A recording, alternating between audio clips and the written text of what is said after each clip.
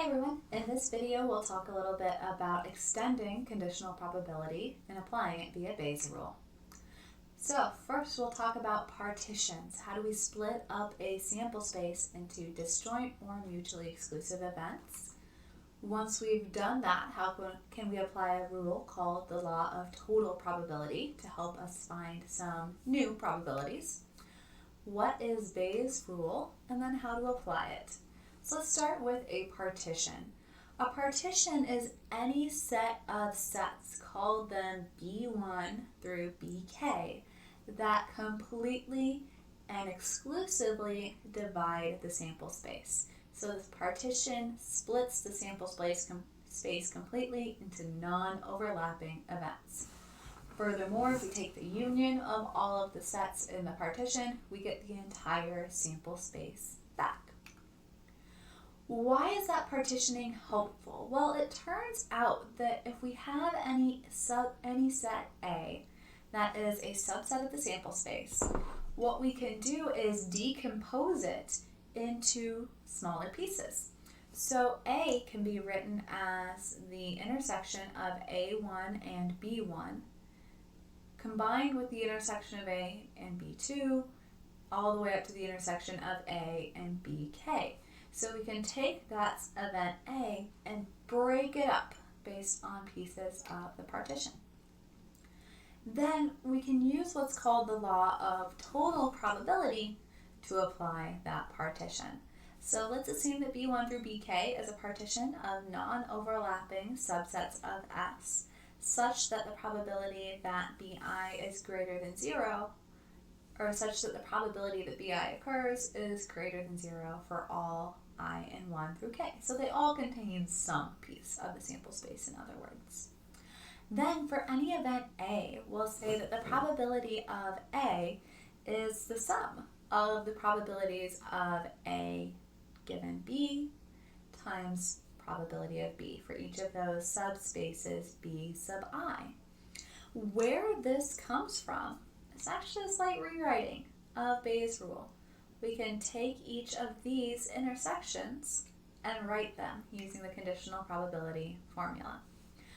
Turns out that sometimes it is much easier to calculate the conditional probabilities for some partition than it is to calculate the probabilities directly. And let's take a look at an example where we might use this.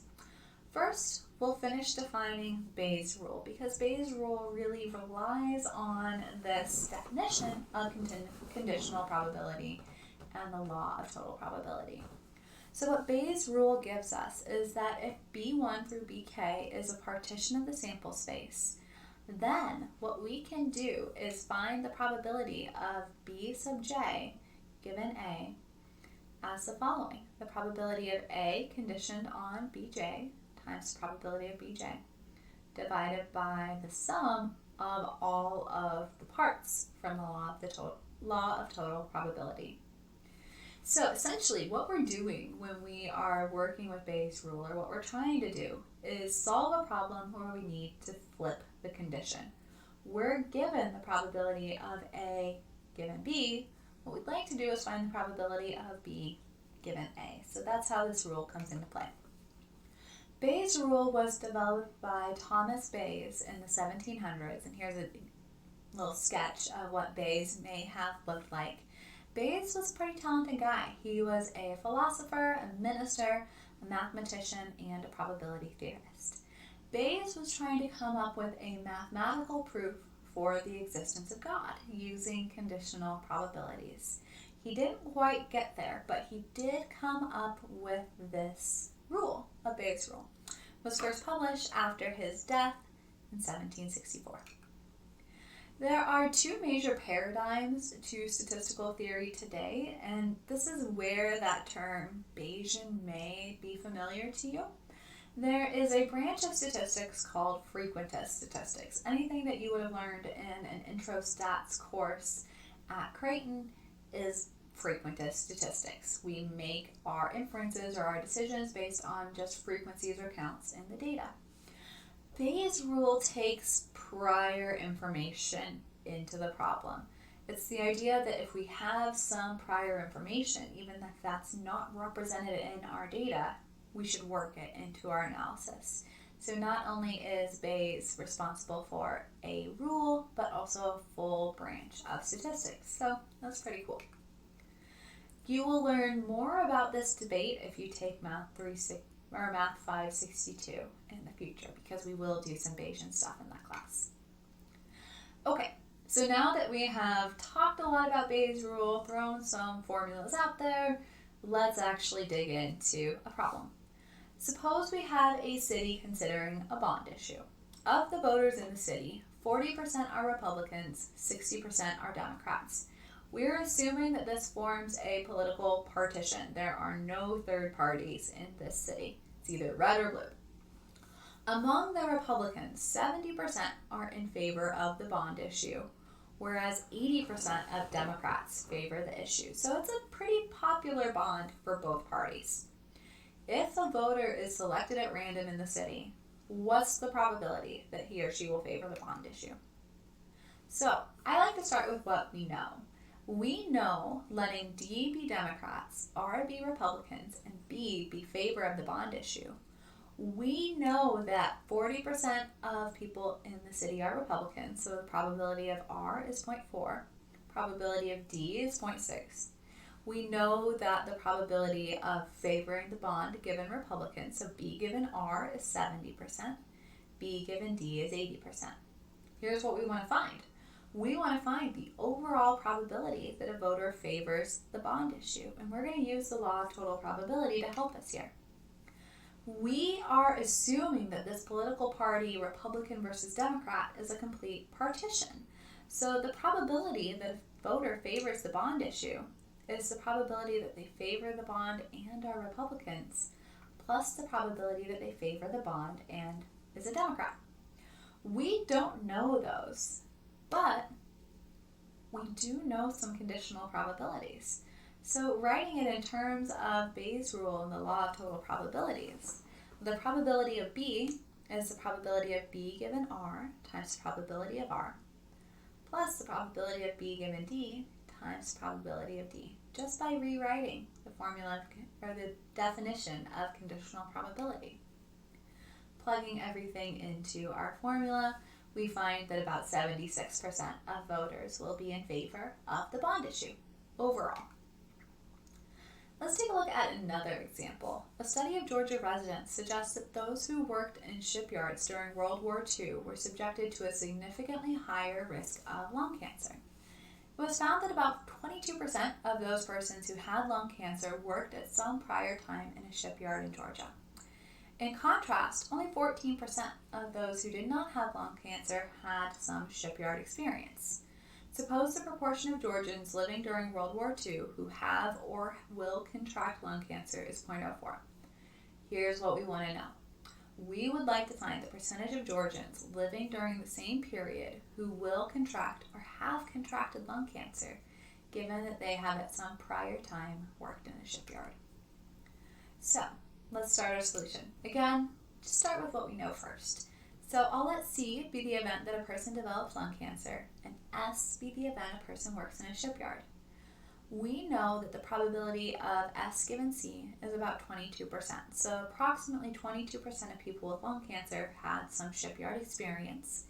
We know the probability of C given S, or of S given C complement, is 0.14, 14%. We know that the overall incidence of cancer is 0.04. Here's what we want to find. We want to find the percentage of Georgians living during the same period who will contract or have contracted lung cancer, given that they at some time prior worked in a shipyard. So the probability of C given S, we can write by the definition of conditional probability to be the probability of C and S divided by the probability of S. We don't have the probability of C and S. We also don't have the probability of S, so we'll break those out and try to get two pieces that we do know. So we can say that the probability of C given S is the probability of C and S divided by partitioning, probability of C and S plus probability of not C and S. Using the law of total probability and rewriting conditional probability, we get something like this. We get down to that Bayes rule formula. So now we have the problem in terms of pieces that we know, which means we can just plug in the values. So the probability of C given S is 0.22 times 0.004. This first plus sign here should be a multiplication sign. Apologies for that. So this is 0.22 times 0.0004 plus 0.14 times 1 minus 0.0004, applying the complement rule there. And we get a final probability of 0.0006. So give the probability of developing cancer, given that someone in the past worked in a shipyard, is 0.0006, a little bit higher than the overall probability of cancer. So lung cancer is more likely for those who have worked in a shipyard in Georgia, but still fairly overall rare. Let's take a look at one more example. We know the following about a lab test used to test lake water for nitrates. If water specimens contain nitrates, a solution dropped into the water will cause it to turn red about 95% of the time. When it's used on water specimens that don't have nitrates, the solution still causes the water to turn red about 10% of the time. Past lab experience indicates that nitrates are present in about 30% of water samples that are sent to the lab for testing. If a water sample is randomly selected from those sent to the lab, what's the probability that it turns red? If it turns red, what's the probability it actually has nitrates? Let's start with the first question. What's the probability that it's going to turn red when it's tested?